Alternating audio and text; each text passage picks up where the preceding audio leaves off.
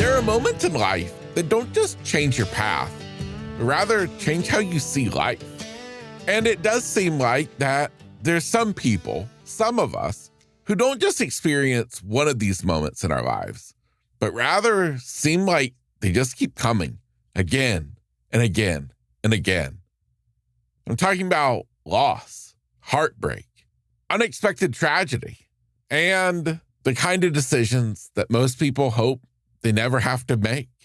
Today's conversation is one of those stories because today's guest, Colin Potts, he's been faced with these situations his entire life. By his early 30s, Colin had already lost siblings, parents, grandparents. And just when life had asked everything of him emotionally, it would ask even more physically. What started out as just an injury would lead to complications, to surgeries, to countless doctor's visits, all leading up to that moment when he heard the words that no one would want to hear. Amputation. You'll never walk again. Your life is going to be forever changed.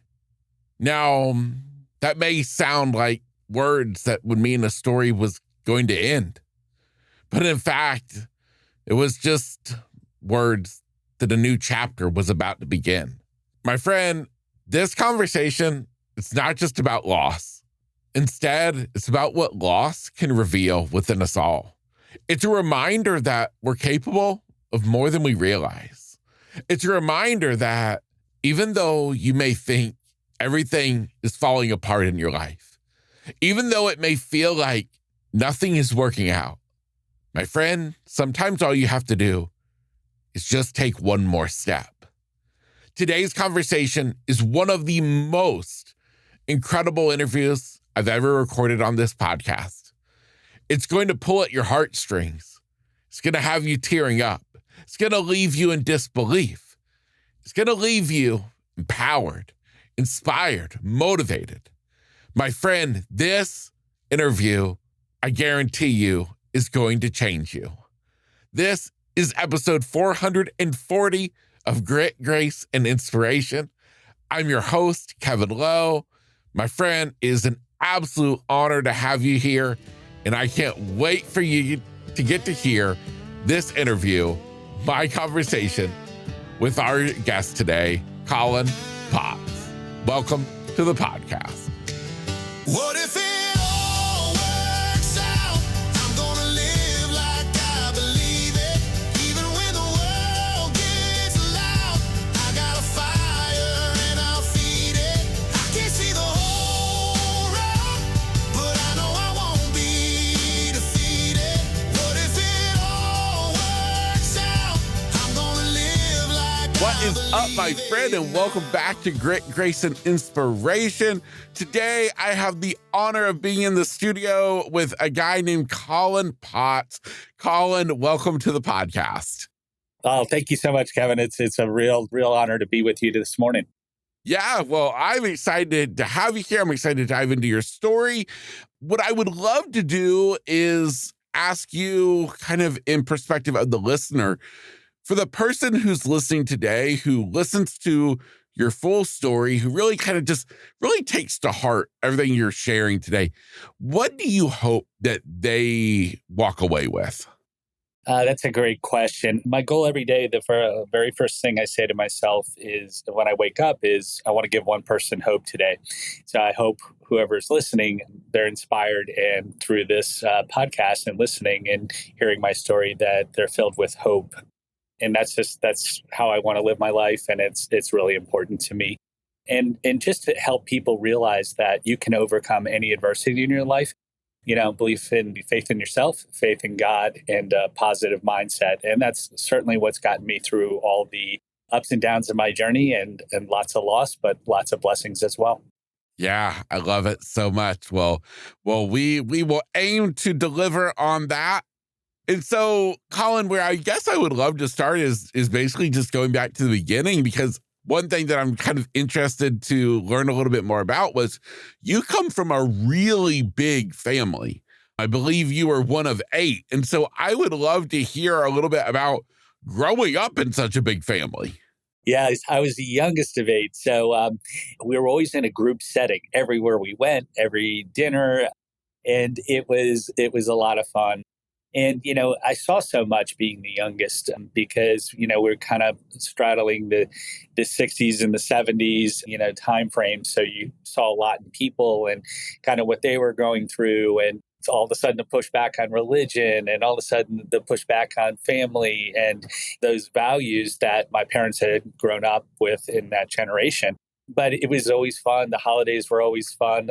I was always stuck at the card table in the last spot in the living room as we lined up multiple tables throughout kind of the dining room into the hallway and around. But I learned so much and so much about dynamics and learned to be a really good listener at a young age. And has served me well in everything I do, and especially in my career. But it's also it's a great gift when you really truly listen to people and they felt heard, and by doing so, you kind of give them that gift of knowing that they're important, and that I love to do. Yeah, I love it. Now, besides for the siblings, did you grow up in a family? Like, did you guys have a big family as far as, grandparents, aunts, uncles, cousins, that kind of thing? Yeah, we did. And unfortunately, we lost all my grandparents, probably by the time I was 20. Mm. So over time, those kind of things were happening fast. And that's part of being a big family. So we had those experiences, but those experiences waned over time, unfortunately. And those moments and those people in my life, I really do miss because they had so much to share, and they're at that age where you really want to listen. And I was at that age where you really, really want to listen because they have that experience that you want to take with you every day because it's special. And those are the conversations I miss. Yeah, without a doubt, truly the most invaluable life lessons you'll ever learn, I believe, all come from the older generations. So that's amazing. Now, for you and your siblings, what was kind of the age range? You were the youngest, so how old was the oldest? It was basically a 12-year span. It was my oldest brother was 12 years older than myself. So my parents were pretty quick to kiss child after child after child. But definitely, 60s, 70s, a little bit difference in that, where I kind of grew up more in the 70s. But the family dynamic, the older kids kind of stayed together, and the younger ones, Brian, Dennis, and I, the three youngest, we're always together and doing our thing. Yeah, I love it. I love it. Well, Colin, as we're gonna learn today, you've had to endure a lot of loss in your life of the people who matter most, family, and I believe you were still just basically a child, maybe like high school age, when you lost one of your brothers. Would you mind sharing with me a bit about that story? Yeah, and I think it kind of just has a 70,000 foot perspective. So by the time I was 33, I'd lost all my grandparents, parents, and two siblings. Mm. And so the brother the first one I lost was my senior year of high school.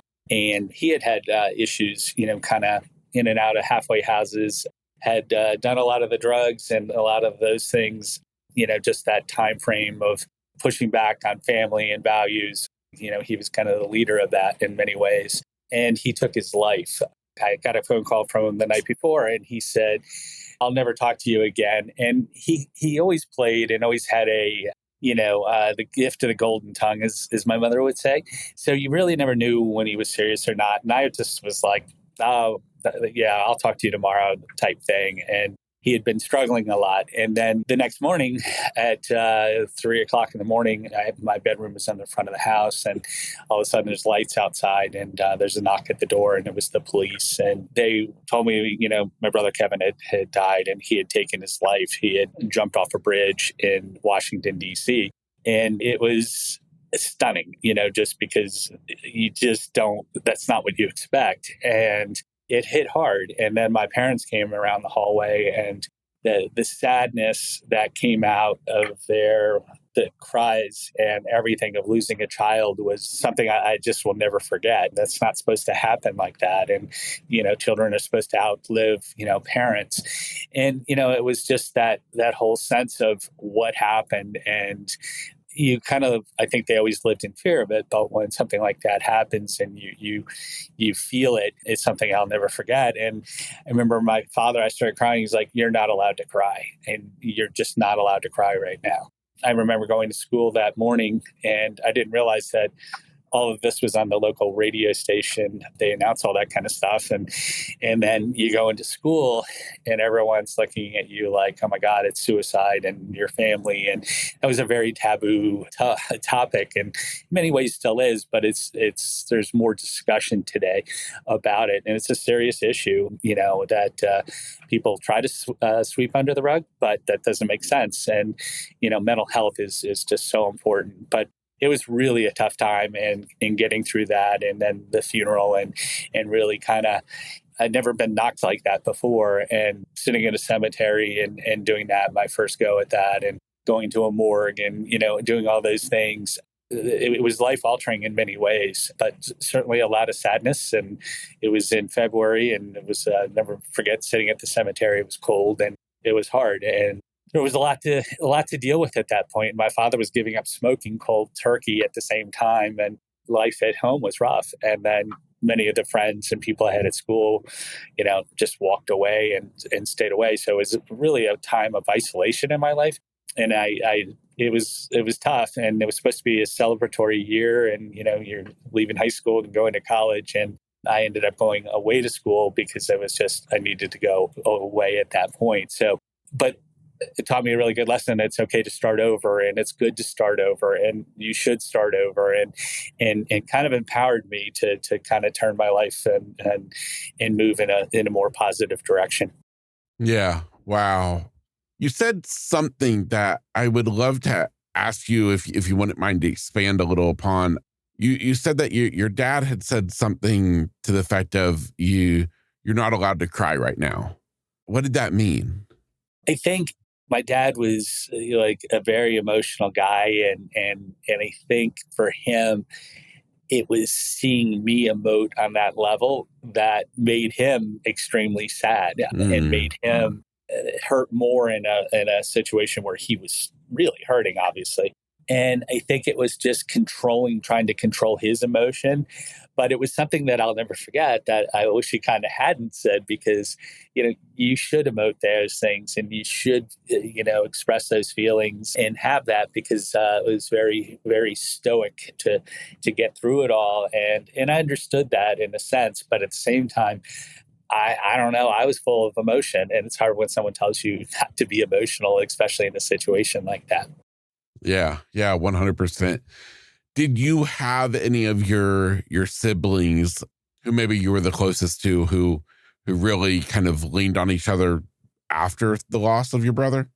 I think everyone did. My older siblings were closer, in terms of their age and kind of their experiences. And then, I think we leaned on my two brothers closest in age. And then, like I said, it was going away at that point and starting new. And it was the first time that springtime meant something so new for me, and that renewal, and after a cold February and that happening, and then kind of seeing life come back again was the first time I really kind of focused on that. For me, it was a whole new lesson. So I think everyone kind of helped each other. I was very close to my mom as well, so I think everyone was concerned, and she was always great. She was the strength and kind of the glue of the family. So I leaned on her a lot because I was home, and everyone else was living away from home at that point. Okay. Okay. Well, speaking of your mom, that actually segues perfect into my next question. Was the kind of blows keep coming. I don't know how far down the line this would be from the loss of your brother, but you would end up caring for your mom through quite a long period of time. Would you walk me through that kind of chapter in your story? Sure. And where that fell in was my brother had passed away in 1985. My father passed away on Valentine's Day in 1989.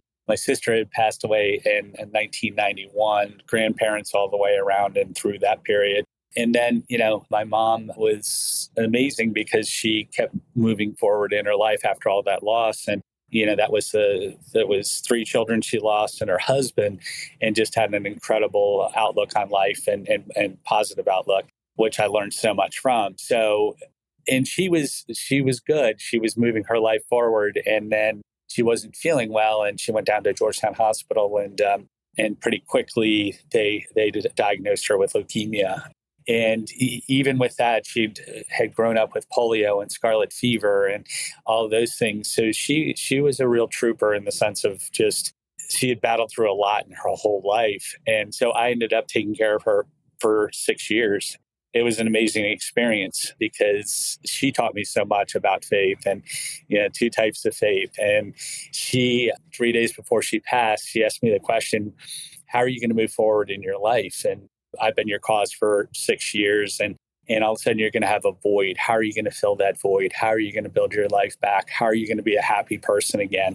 And really taught me so much. And one of the famous lines and one of the best things that we ever talked about one day was I went over and she was in a really bad mood that day, which was not like her at all. Usually if she was upset about something, she was very quiet, but she said, well, I'm losing all of my independence. And she said, I don't like it. I feel like my life is kind of falling through my hands and I can't stop it.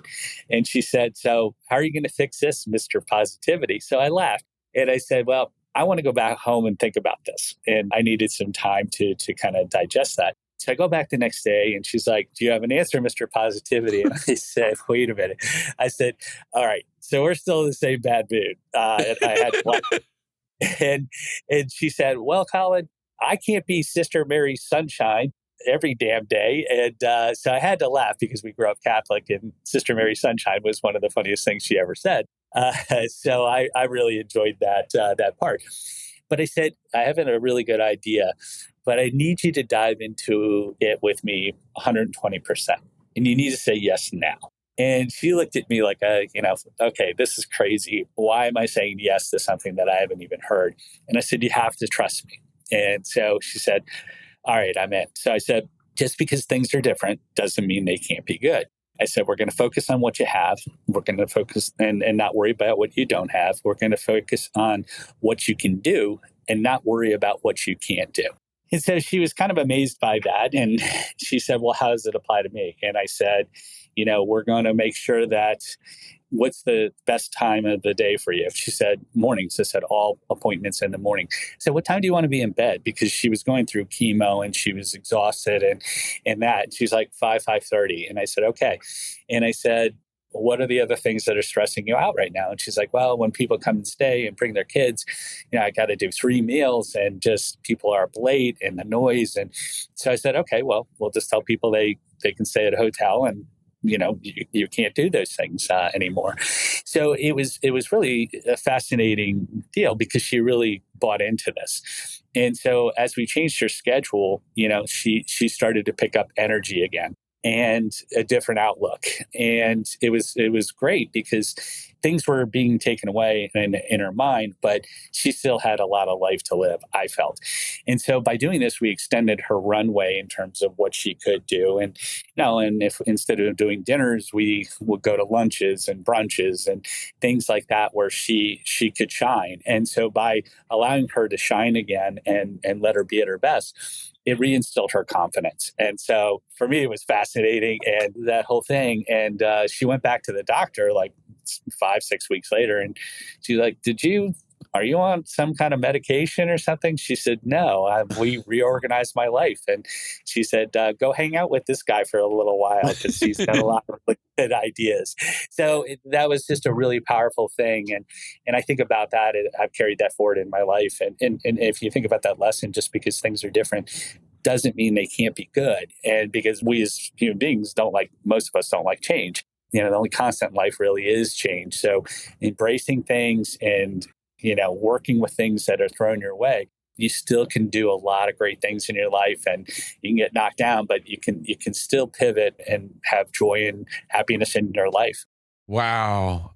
It's so funny because one of the strongest kind of mindset things that I oftentimes remind myself of is exactly what you just said. Is even though things might not be like we thought they were going to be, even though they might not have gone to plan, it doesn't mean that they still can't be great. And so to hear you talk about that, I just lit up as you're sharing that story because it is so true.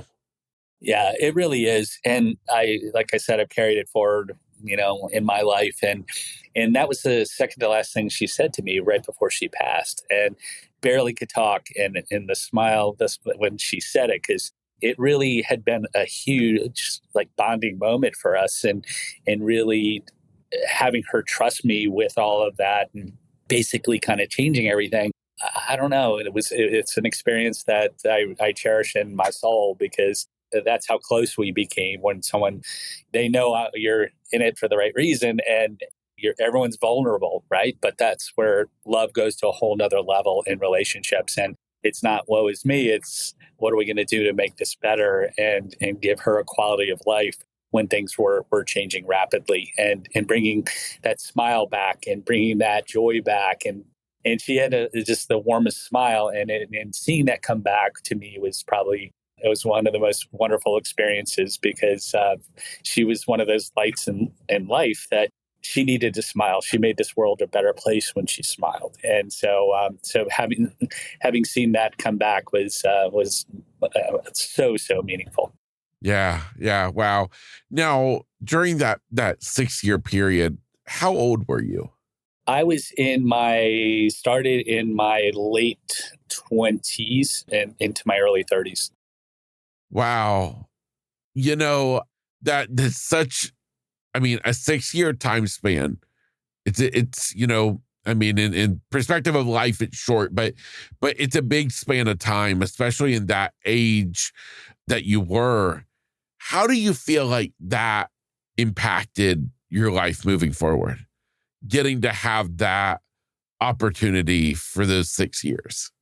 It was an amazing experience, and it taught me so much about, I was working on Wall Street. At that point, I was a chef, and in what sacrifice means in life for someone else. And I never looked at it as a hardship. I never complained, because it was like she really, truly needed my help. And so for me, I know a lot of people go through that. They're like, this is a burden I have to carry. And I think if you look at it as this is a gift you're giving someone, as opposed to any kind of burden. Sure, there was times, and I gave up a lot and had to change my schedule, and where she was in and out of the hospital a lot, and running the hospital and in the middle of the day, and all of that was difficult. But at the same time, it was spending those times and really understanding where she was, and then you see how fragile life is once again. When you see someone who's that large of a figure in their life, and this was the second time, it was a parent, watching them, just become so vulnerable just because of their health. It's hard, because you love them so much, and you want to love them enough so that they can stay alive. But, God has his plan. And so it taught me that sacrifice is good in life, and what my priorities were in life, and taking care of people, and all of that was at the forefront, and everything else could wait. It's hard to date a lot of people back then, because there was a lot to do for mom at night when you're working and doing those things. But at the same time, it was the joy of a great relationship, and we had so much fun together.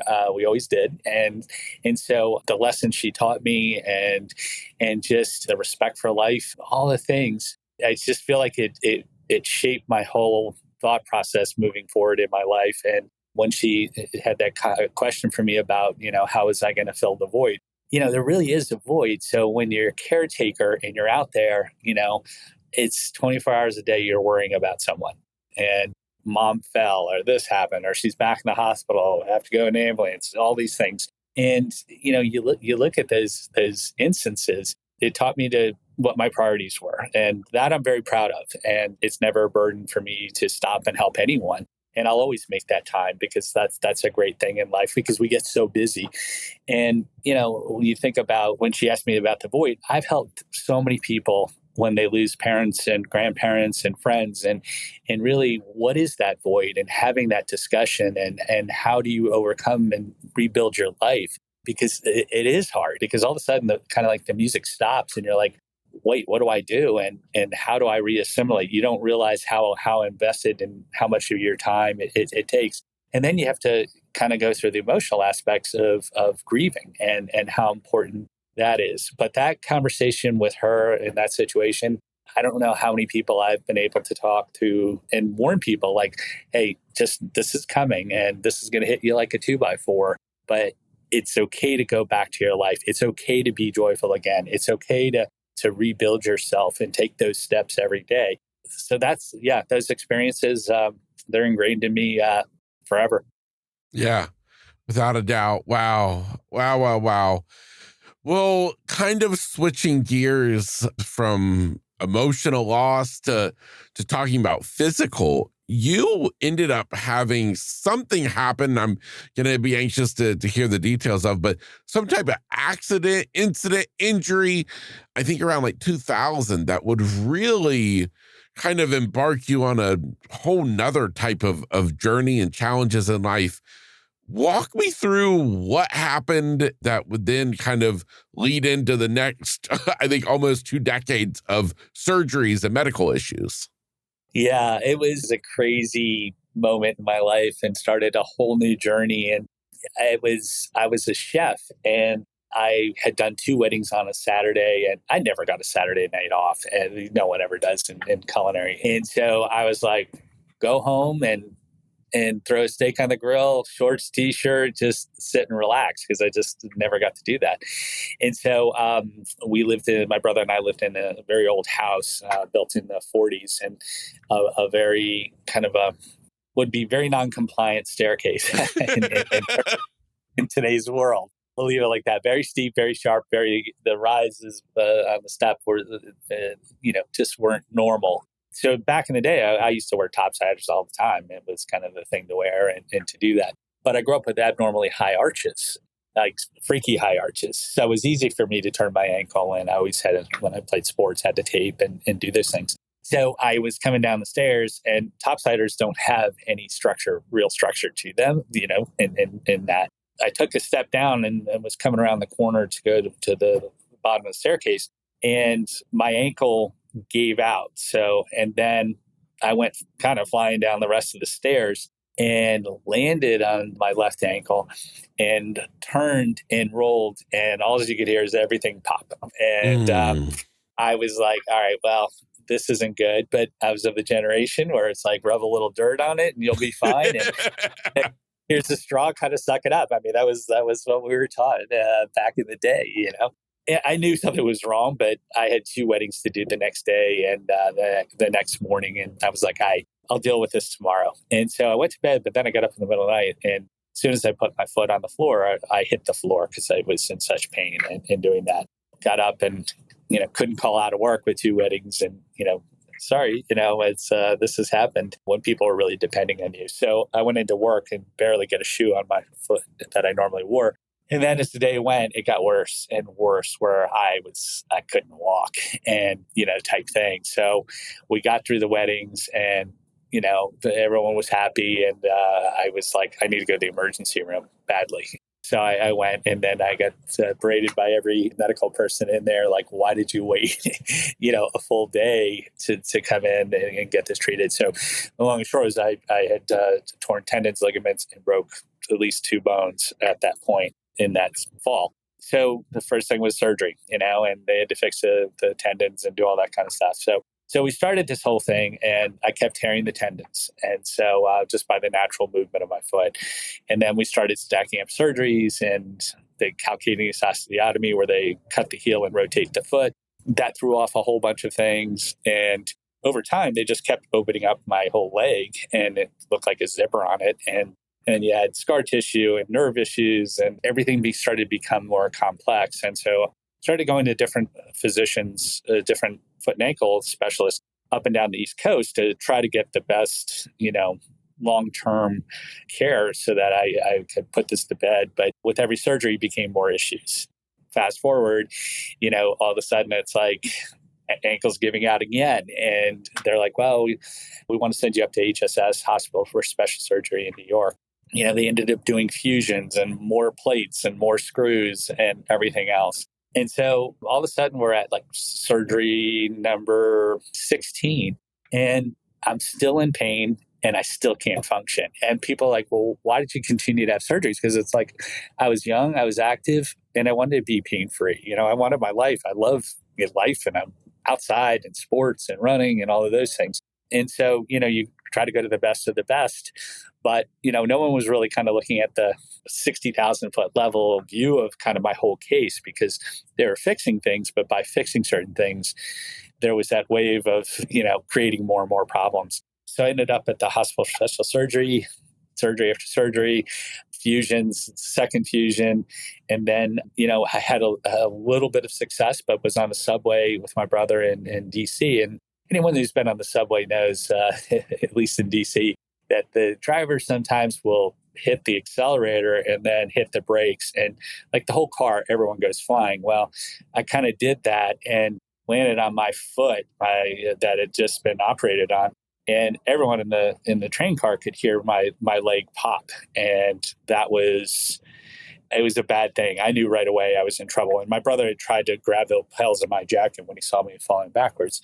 So all of a sudden, we're up to more and more surgeries. And I was like, this is crazy. So I go in December 8th of 2015, back up to HSS in New York, and they're in the limb saving business. And I had an 8-hour surgery. And I don't think I would ever tell a surgeon this again, but I was like, don't wake me up. If there's anything else you need to do it. Don't wake me up and tell me I have to have another surgery.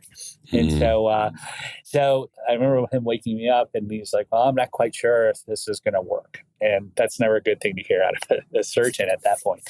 So the long and short is just, they casted me for 6 months and I was like, this is crazy. That's a long time to be casted. And you made it through, but it took a lot of determination and there was a lot of hard days and being on crutches that long and probably could have been in the crutch Olympics at that point because it was like so surgeries and so many things.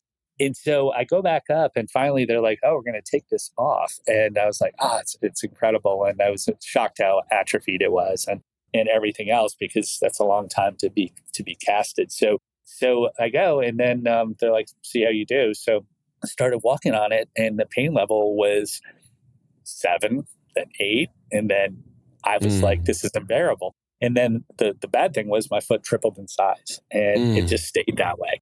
And so it got to the point where it's like, I'm back in a boot, I'm back with crutches again. And the pain is driving me crazy because I wouldn't take the opioids. But when you get chronic pain like that, it's debilitating. It really alters your life and it's very tiring. So anyone who's chronic pain, I certainly feel for you and empathize with that. So I go back up to New York and, I'm sitting outside and that train ride was crazy. It was like the Heart of Darkness, Joseph Conrad. I was going up the river to meet my enemy or foe and really was concerned. And every mile seemed like 5 miles, and every hour seemed like 3 hours to get up there. And in my heart, I knew something was that it wasn't going to be a good news on the visit. So I go in and MRI and he sees all this and he walks in and he's a great guy, great surgeon, but kind of gruff. And he just said, there's nothing left. You're never going to walk again. And I'm like, what do you mean I'm never going to walk again? He's like, it's destroyed again. And there's nothing we can put back together with this anymore. And he said, I was concerned when you had the surgery, but now this is what I was most concerned of. This just not working at all. And there was just too many surgeries, too many plates, 13 screws, fusions, staph infection, all these things that happened. And so he just blurts out right away. He says, amputation. And it sucked every ounce of air out of me. I'll never forget sitting there. And he's like, that's it. You have no quality of life. You will never walk again. And I'm like, never. And he's like, never. And so I was shocked because I thought all of a sudden it was the shock of, it's been, 20 surgeries, 17 years, all the PT, all that I put into the care and thank God for my wife as well. her patients, but it was like this sense of failure. And it was like, wow, this is, I didn't expect that. Maybe in the very, very, very back of my mind, but I wasn't prepped for that at all. Thinking I knew it was going to be a difficult day, but not to that level. And I remember, I walked back to the people scheduling there and I knew them all really well. And they're like, amputation and their faces. And when I saw their faces, and then I go downstairs and I call my wife and she's like, oh, how's it going? Are you going to be okay? I'm sure everything's going to be fine, trying to be very positive. And I'm like, it's amputation. And she hangs up the phone. And I'm like, well, great. This is off to a good start. And so I knew it was really the shock for her. But yeah, so I went home and tried to digest it all. And honestly, I had a few crappy days in the sense of like, how did this happen? And why is this happening? And why do I continue to have all these things continue in my life? And after everything I've been through.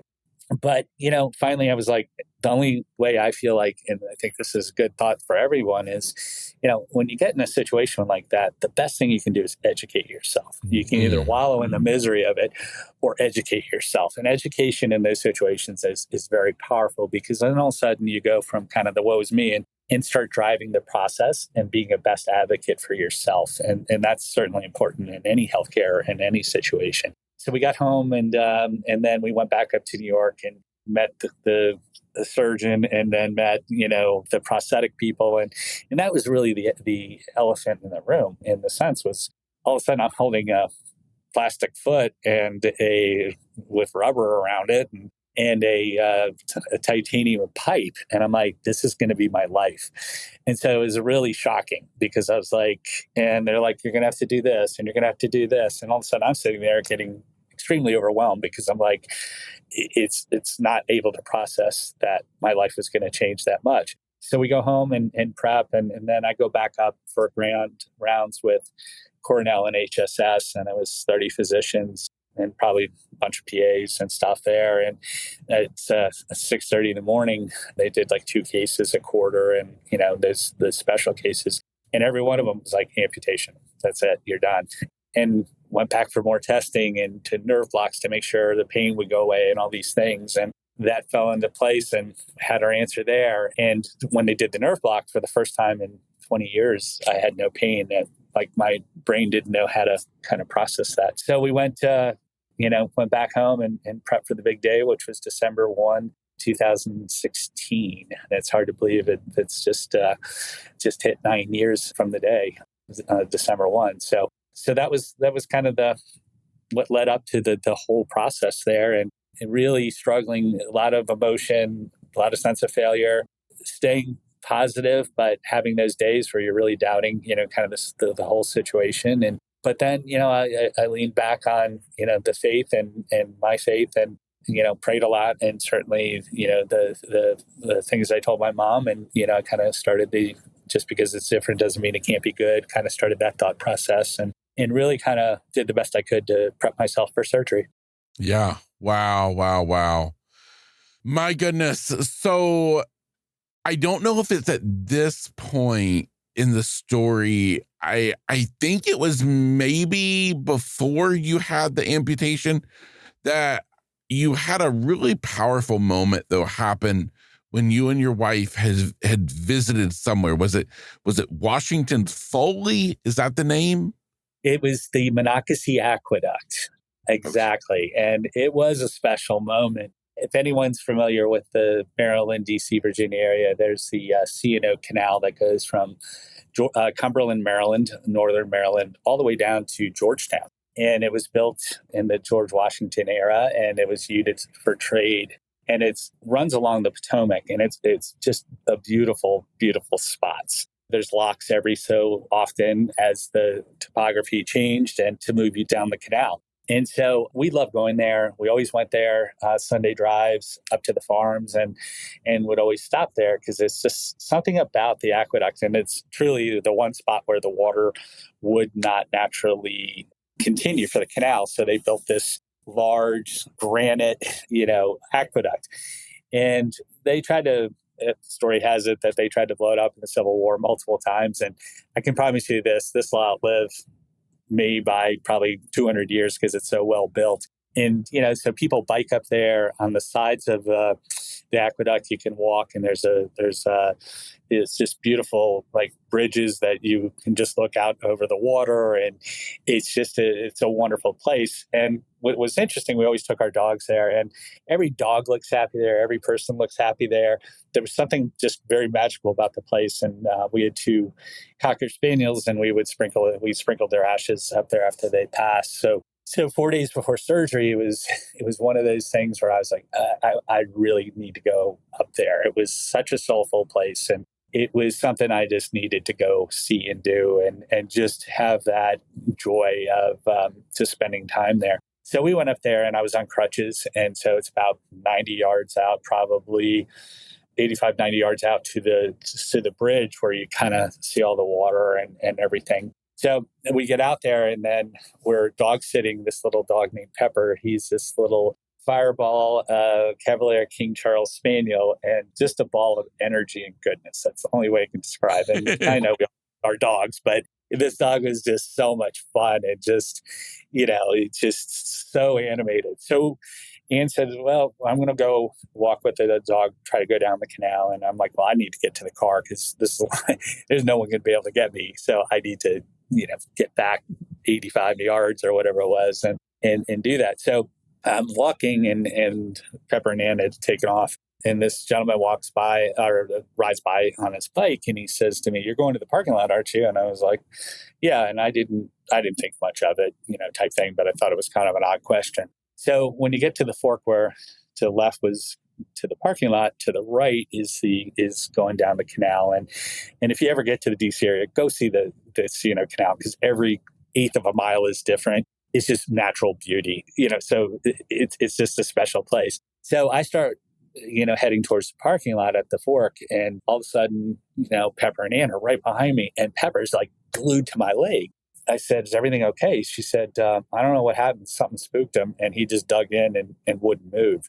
And what was odd to me was all of a sudden the dog's just like no energy. Like he almost looks like a little sphinx or a stuffed animal. And he's moving, but he's just not that joyful, gleeful little dog and ball of energy that we're used to. So we get up towards the parking lot, and she said, "I don't know what happened, Colin." So I was a little concerned, but he's moving, and looked okay, and that, but just very, very quiet. And so as we approach the parking lot, this gentleman is putting his bike on his car. He starts talking to me, and he said, "Well, yeah, I had one of those boots on a few years back, and I told the surgeon, if you don't do a good job, I'm going to lose my limb." She says, "What's going on with you?" And I said, "Well, I'm losing my limb. Going up to New York in 4 days and losing my limb." And he said, "I know." He said, "I'm here to tell you that we're supposed to meet today, and that everything's going to be okay." So at first blush, I'm like, I don't know, it's kind of shocked, it's like, who is this guy and what is he's talking about? So we continue to have this conversation. He's asking me about life and faith. I'm like, I love life. My faith has gotten me through everything. And he said, "I need you to know that we're supposed to meet today, and everything's going to be okay." So I'm looking at this guy. He has this long gray beard, and I look at his knees, and it looks like hundreds of scars. And it almost looked like his knees, the skin was cryovac. He had had so many surgeries. And so he's telling me about that. And then he said, "Do you know how you're going to be okay?" And I said, "Well, it kind of crossed my mind, how you're telling me this." And he said, "Well, because I'm going to say a few words to someone, and you just need to know that we're supposed to meet today, and everything's going to be okay." So Anne's silent, the dog's not moving. And all of a sudden I'm getting this feeling, and I just had no idea what to say or do. And so very overwhelmed, because I'm like, who is this guy, and what's going on here? So I introduced him. I had to find something to kind of change the conversation, the whole trajectory of it. And so I'm like, "Oh, by the way, I'm Colin, this is Ann, and this is Pepper." And so, "It's great to meet you, but my name's Bill." And so I said, "Okay, Bill." So he continues asking me questions, kind of life questions and that. And, "How do you feel about moving forward?" And I'm like, "Well, we have to move forward in life. I have no regrets. And, this is just a path in a different direction." So he's continuing to work on his bike. And then, we feel like, well, conversation's kind of over and we get in the car.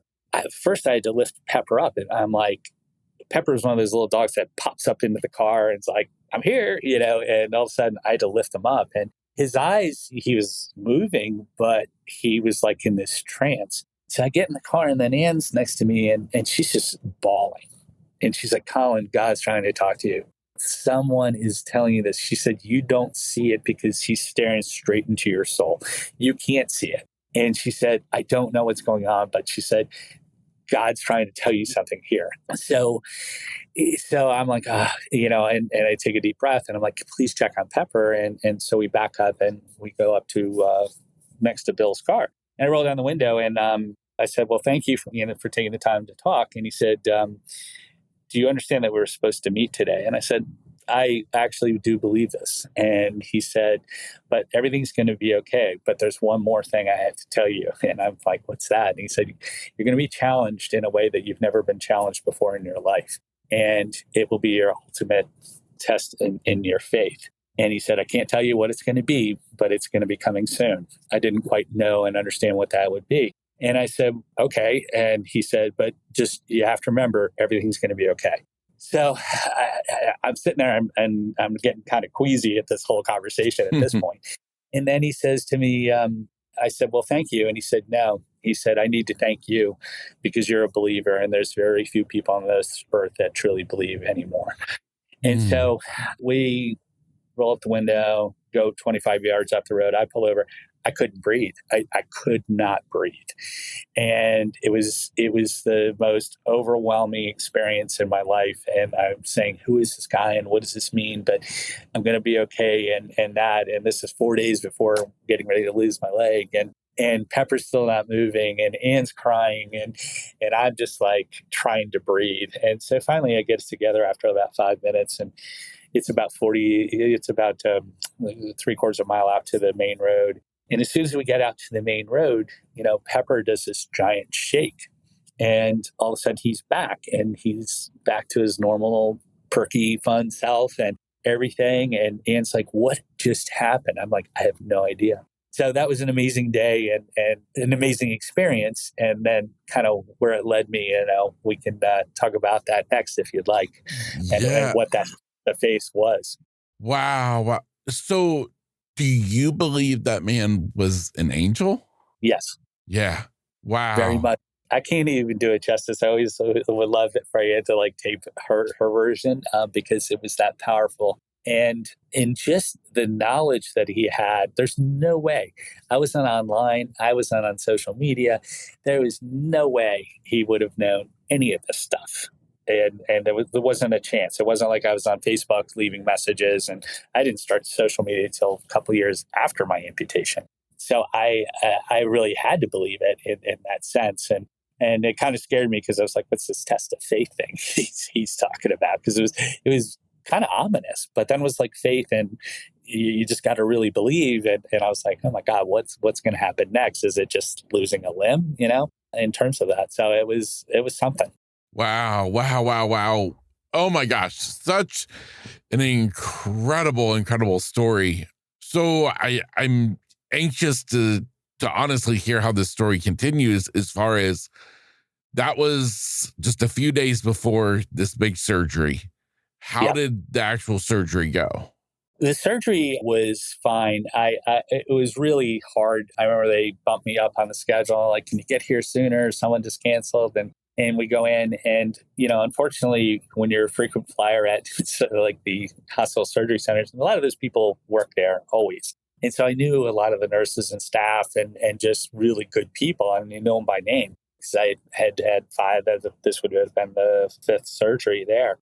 They're just beside themselves that I was losing a limb. And they're just like, Colin, how did this, and why did this, and, all the questions and everything. And certainly I was getting super stressed because it's like, everyone's like, are you sure you want to do this? And I'm like, oh my God, this is not what you really want, like half hour before surgery, with it. But finally I was, I said to them, they're like, look, we'll wheel you in. And I was like, can you get 2 people to help me? Because I want to walk for the last time. And knowing what was going to happen, I want to walk with my leg. And it was that it hurt like hell. I could barely move, but it was one tiny step. And I remember then getting in and hopping up, and just the pain was just, it was just not a good situation. And I was like, well, I think I have my answer that this is right. I started laughing because I'm like, what are all those saws and drills? And it kind of looked like a Home Depot tool set had been raided, or store had been raided for tools. And they're like, no, that's all for you. And so I'm like, great. So when I get really nervous, I just start laughing, and so I kept laughing and laughing and laughing. And finally the surgeon's like, knock him out. And so I was out, and then I woke up, and just the shock waking up and seeing there was no leg. I thought in my mind I was prepared, but nothing prepares you for that actuality of seeing that. It just took a while to really have it sink in. And 20 other surgeries, I woke up and had a limb, and then losing a limb was something. But the very first thing I said to them was, I want to walk. And they're like, Mr. Potts, you cannot get out of bed. I'm like, I want to walk. And they're like, Colin, you can't, you just stay still. You can't do this. And so finally, the guy in recovery and that whole thing was one of the doctors who was on call and all that was like, give him something to walk with. And so they gave me a walker, and I got up and I was able to take 3 steps. And I didn't care. It was just 3 steps. It was just that beginning, that mindset that I wanted to walk again, and to really believe that I could. And then, kind of came to the motto of just one more step every day.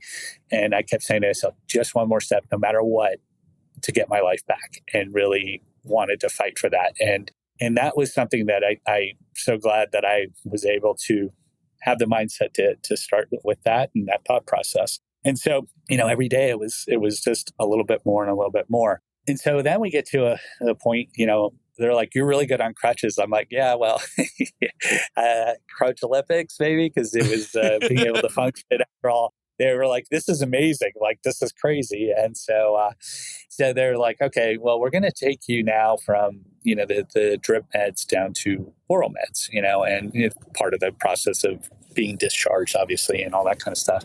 And, the days were kind of hanging around there and just trying to see. I had one visitor, a really good friend, who came in, and I was like, God, how is he going to react to me losing a limb? And he was like, well, you lost a limb, and talked to me that like nothing had happened, and not that he wasn't recognizing it. It was just treating me as if, this was a change, but this wasn't going to change our relationship. And that taught me a really good lesson. As people always say, oh, when someone dies or someone's sick, it's, what do I say to them? It's just have that normal conversation, be normal for them, and if they want advice, give them advice, but also just talk about the things you always talked about and create that normalcy again. And to me, that was a really valuable lesson. So we go to the oral meds, and we're doing that, and they take the pain pump away and do all that. And so we get towards that evening, this young nurse who was lovely, she was just a great soul. She's like, you're not looking so good. Your blood pressure's going up. She's like, how are you feeling? I'm like, well, it's hurting. And she's like, well, we have another 30, 35 minutes so I can give you something in terms of that. And so she said, are you going to be all right? I've got to go down the hall for 10 minutes. I'm like, no, I'll be fine. So all of a sudden, it's like, I'm really starting to feel pain and very, very uncomfortable. And I'm watching my blood pressure go up. It's now like 175 over 120, and you can kind of feel everything. And then all of a sudden, it just got to a point where I was absolutely didn't even know what to do. The pain was so bad. By that point, my blood pressure was flying. That set off every alarm, and then all of a sudden, 1 person, 2 people, 5 people, 7 people are in the room, in terms of it. And they're like, we have to give you morphine. And so my blood pressure, what they're telling me is like, look, you're going to stroke out, and your blood pressure is now, 260 over 150, 160. So my heart was coming through my chest, and I'm sitting there and I'm like, this isn't good. And I thought about this test of faith, and they're like, Colin, you got to stay with us. Colin, you got to stay with us. And all these people in there, and I just remember like sweating profusely. Like I've never felt anything like that, and I hope I never feel anything close to that again. And I had a high tolerance for pain after all the surgeries and things that I'd been through. So it was at that point where I was like, I don't know what's going on, and so I pray right then, and I'm like, Bill, if this is the moment, I believe. And I said, God, I believe. And I believe in you. I need you. Please help. All of a sudden, they said, I went out, fully out. I don't know what happened in that period of time. I don't know how long it was. And then all of a sudden, I wake up. They're just kind of shaking me. They're like, Colin, Colin, Colin. So I'm sitting there, and they're like, you shouldn't be here. You should not be here.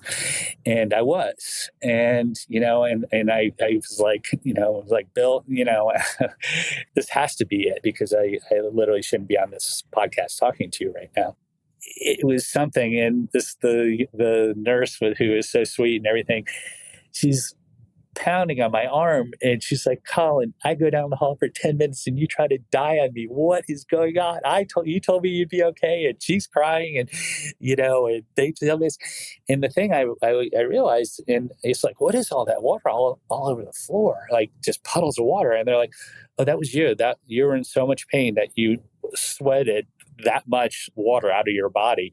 And I hadn't seen anything like that before. And that was really eerie to me, because that's how much fluid I had lost. And to this day, I believe that was the test. And in that, I'll never forget it. And then trying to stabilize to get out of the hospital, and we were trying to get home for Christmas and all of that. But I remember Ann came in, and she looked at me, and she's like, you look like crap. What is going on? And they tell her the story, and they're like, she's like, why didn't you call? They're like, no, he wouldn't have been able to dial a phone and shouldn't be talking to you right now. So it was just one of those moments where you just, they were just trying to save me. And that's why, they call someone and tell them in the middle of the process. But it was a moment that I'll never forget, the sense of really believing in faith and believing in God. And someone swooped me back and brought me back. And that's something I'll never forget. What was your faith journey, your relationship with God like before that?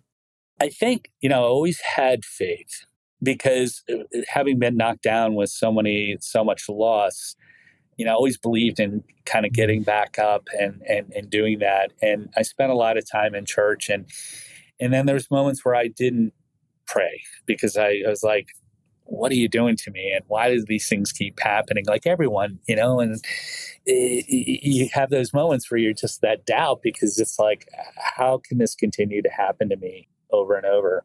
But faith was always an important part. I remember, I was working downtown and would go to St. Matthew's on days where I just needed to find a peace and quiet. And church was always a peaceful place. And, I always tell people, find your own church, whatever that may be, and take that hour, because it's important to focus on something else and not just on yourself. My mom really bolstered like the faith, my belief in faith, because of all the stories and all that she had told me and what I had been through with her. But that whole challenge was, I don't know. I mean, it was something that, boy, I'm glad I did believe and, did have that faith that I was going to make it, because I don't know, it was scary. But, faith has gotten me through everything. And faith in, as my mom would say, faith in yourself and faith in God. But it really solidified. And I believe that, there is value in church and scripture and that. I'm not a zealot by any stretch of the imagination. And certainly people have to find their own way with church. And there's been a lot of obviously issues in the world with all of that, but there's still a lot of good people. There's still a lot of wisdom. There's still a lot of peace that you can find in that. But it definitely solidified something that had been rocked a lot. And naturally, we all, when we get rocked in life and lose things and have trauma happen to us, we do question that. And I think that's a good thing to do, because that's how you grow your faith and you become stronger. And I know that after that, it's I'm a firm believer in what happened that night at the hospital in New York. Yeah. Wow. What a powerful testimony that you've been left with.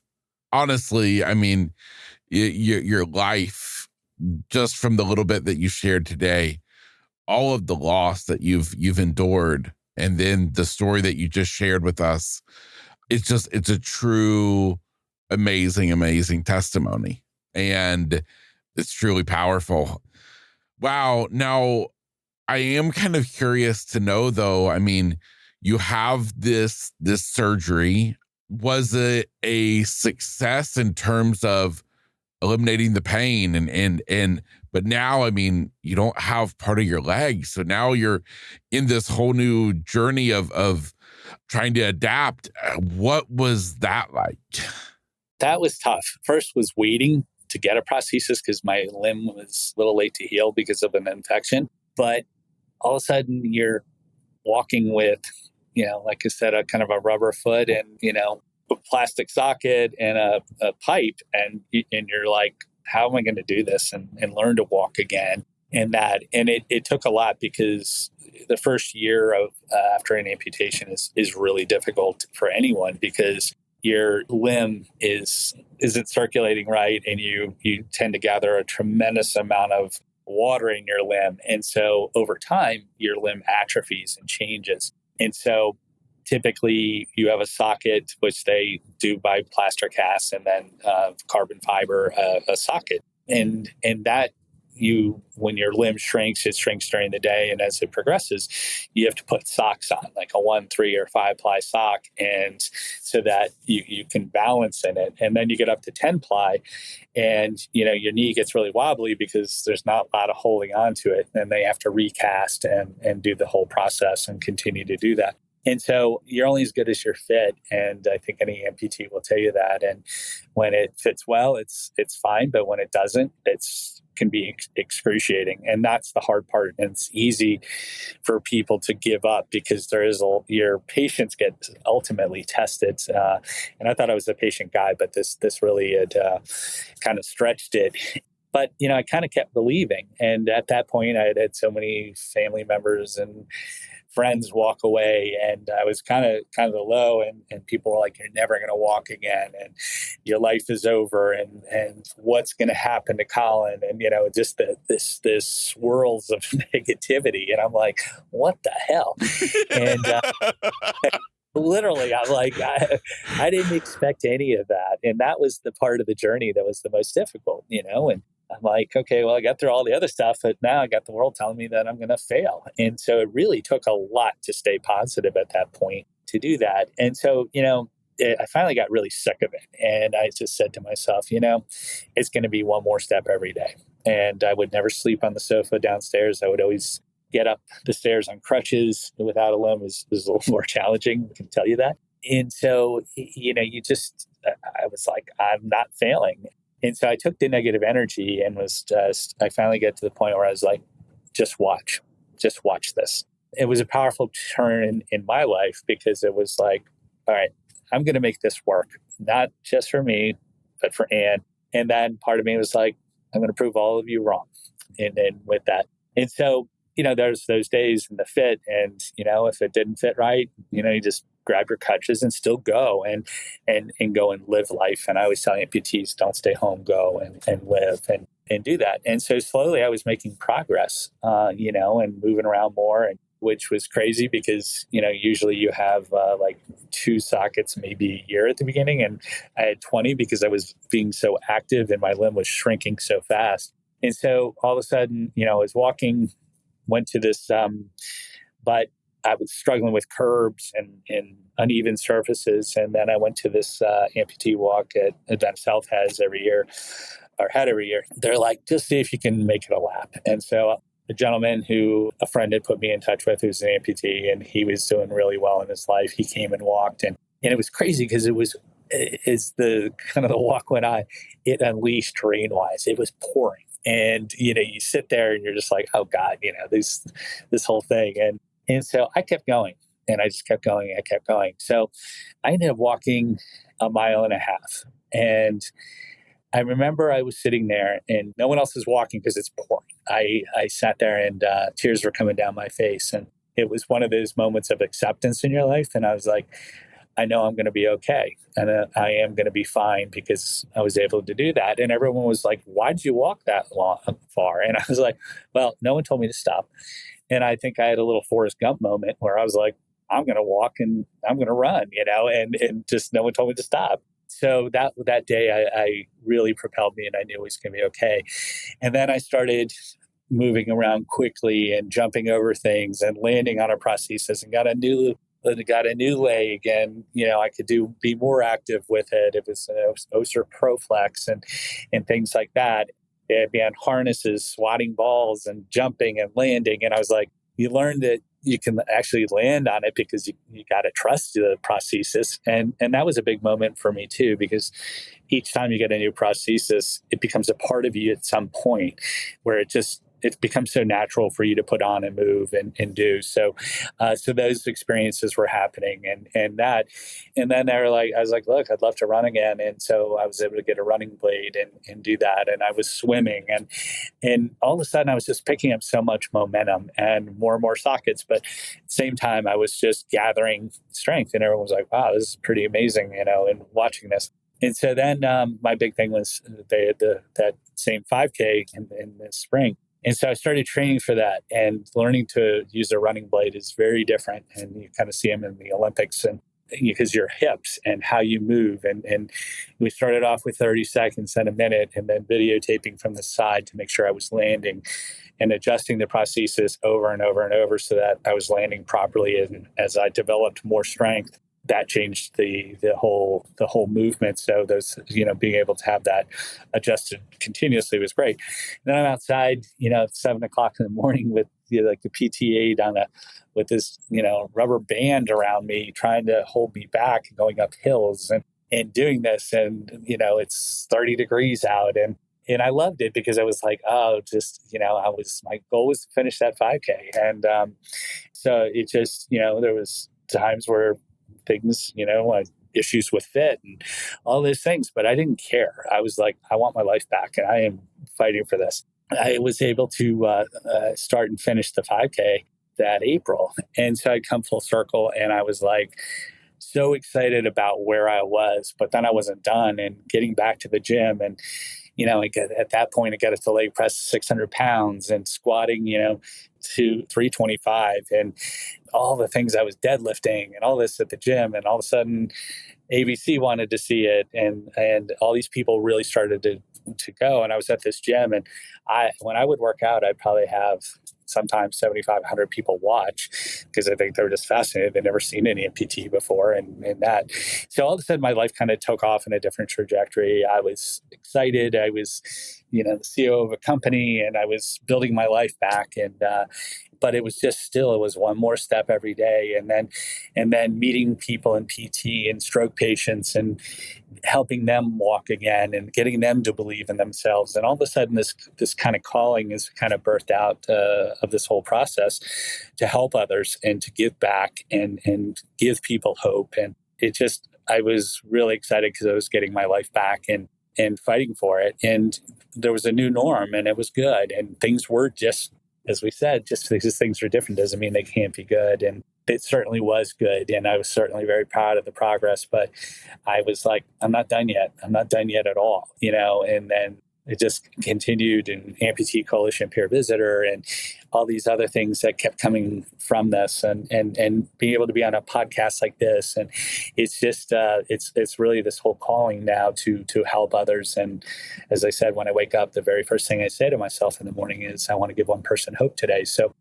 much has kind of come from it and from the pain and from that, but certainly there was tough days, but I really kind of was resolved in the sense of you can knock me down, but I will get back up. I will dust myself off and I will go live life. And I try to give people that encouragement because it's easy to give up. It's easy not to want to get back in the game. It's hard, but through every step was worth it. And having lost so much, I wasn't going to squander a day in my life because having seen so much loss in my life and how fragile life was and how much a gift life every day is a gift and really believing in that and nurturing that gift and I have no regrets about any of this. And it became a really powerful driving point in my life. And that's that thing I'm most proud of is taking all the sadness and losing another brother 5 years ago with a learning disability to pancreatic cancer and going through that during COVID. And it kind of prepped me for everything that, kind of my whole life has prepped me for the next thing. But now it's like, okay, well, let's take all this experience and let's take these stories and let's share them. And if we can inspire people to first be their best and live life to its fullest every day, because it's fragile, but knowing that they can overcome any adversity, like I said, faith in God, faith in yourself, and just a positive outlook and how to build a positive outlook. So that's kind of where we've come. And I'm really excited to be here today to share these experiences and hopefully make a difference in someone's life. Yeah, 100%. Well, Colin, to say that it's been a joy getting to speak with you today would be an understatement. I absolutely love your outlook on life. I love the stories that you've shared, the overcoming, honestly, the reminder to us all that we're so much more capable of overcoming than we think we will be. Mm-hmm. I know myself. I mean, there's many things I think of I can't imagine if this happens. But the fact is true is that God equips us with what we need when we need it. And you have a beautiful story of that. It's just been an absolute honor to get to hear all of this. My last question for you, honestly, is for the person listening today, how can we support you? How can we be sure that somebody has stayed plugged into your world, is there for you to help you keep living out this mission? Well, I appreciate that. And I think, I'm finishing a book and I hope to have that, really done after the holidays. We've gotten really close on that and really just, being aware that the book comes out and following me on, Facebook and Instagram and those things and really sharing the story and like this podcast. If someone's down or someone is going through something tough, is really just sharing these experiences and getting it out in the world for me. And it's just one more person you reach and, you kind of build that traction. And, my goal is to speak at, I say National Stadium because it's downtown and now it's 4 years and to do that. And so I just need people to share my experiences. And then just, if anyone's out there, if you need any help, just contact me. I'll walk with you as many steps as you want me to, and share what I can share to help make your life better. But just sharing the stories and the experiences and reading the book and doing those things just helps me build out in the world. And if people are like, I'm so glad I found you and I needed to find you. And then you start to see that it's not coincidence when you start, certain people kind of pass through and you make contact with, or they make contact with me. And it's that sharing. And when we share together, we build better lives together. And that's certainly important to me. And that's all I want to do is share these experiences as raw and real as they are, so that I can help you better your life and help you through when you're down and when you've been knocked down and kind of the steps of, how to stand back up and how to live life again. But that would be a great gift if you can just follow and share my story. Yeah, well, I will be positive that everything related to you, links, books, everything is in the episode show notes, as well as on the website for anybody to have easy access to. So please, by all means, if you're listening today, please be sure that you check out today's show notes or head on over to the website, gritgraceinspiration.com, where you can find all of Colin's information. Colin, my man, just one more time, thank you so much for taking the time to be here. Well, Kevin, I can't thank you enough. I remember our first conversation, and within like a minute, I was like, we were supposed to meet. Our paths were supposed to cross. And, when I listened to your questions and that, I know with your experiences and that we were supposed to meet. I greatly appreciate the opportunity to be with you and look forward to a friendship, life friends for forever. And that's the greatest gift of, is being able to speak on the podcast, but it's the friendship that I feel like we've developed and will continue to develop that's going to be the greatest gift of today. Yeah, I agree 100%. Well, man, well, thank you so much. And for you listening today, thank you so much for being here. I hope you've enjoyed our conversation with Colin as much as I have. Hopefully you're smiling as big as I am. You're thinking about life, maybe in a little bit deeper sense than when you first came and hit play on this podcast. That's what today's episode is here for, is to give you just a change in perspective, to look at life from a different angle. Sometimes we just need that reminder. So until our next episode, I just hope that you enjoy your day. Thank you for being here. If there's somebody in your life who you're thinking of who needs to hear this message, please be sure to share today's episode with them. So until next time, I'm your host, Kevin Lowe, and my friend, this is Grit, Grace, and Inspiration. What if it all works out? I'm gonna live like I believe it. Even when the world gets loud, I got a fire and I'll feed it. I can't see the whole road, but I know I won't be defeated. What if it all works out? I'm gonna live like I believe it now.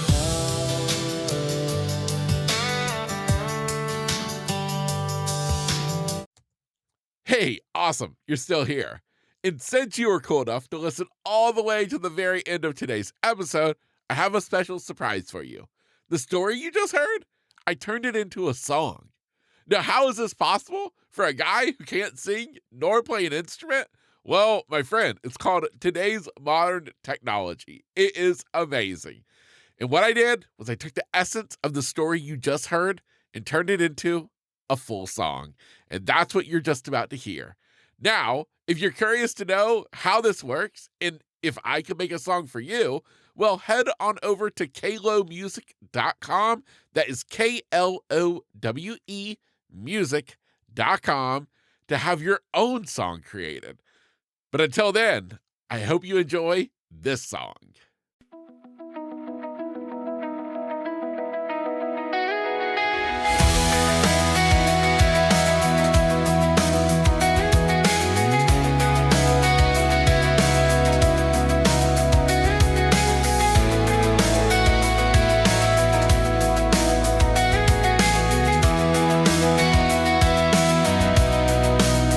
I learned to live at the end of the table, listening close while the world got loud. Holidays warm, but time isn't faithful. It takes the pillars right out the ground, one by one, like leaves in December. Names turn to stone in the cold, cold rain. Chairs went empty, voices faded, and nothing in reach was the same. And I watched my mother break in a hallway, heard a kind of pain you never forget. I wanted to scream, but I swallowed it deep, and I carried it. If you knock me down, I will get back up. If you shut that door, I will open another. I don't need the map, I don't need the proof. I just need one more step, one more step. And I've been through fire, I've been through loss, I've been through nights I can't explain. But just because it's different doesn't mean it can't be good. So I take one more step again. Then I became the strength for my mother. 6 long years at her hospital side, watched independence slip through her fingers. Still she carried a fearless light. She said, when I'm gone, what fills the silence? Where will you put all this love you gave? I said, we'll focus on what we still have. Different doesn't mean it's the end of the way. Then one wrong step on a worn-out staircase, and everything I do gave way. The pain that used to live around me moved in and chose to stay. You lock me down, I will get back up. If you shut that door, I will open another. I don't need the map, I don't need the proof. I just need one more step, one more step. And I've been through fire, I've been through loss, I've been through nights I can't explain. But just because it's different doesn't mean it can't be good. So I take one more step again.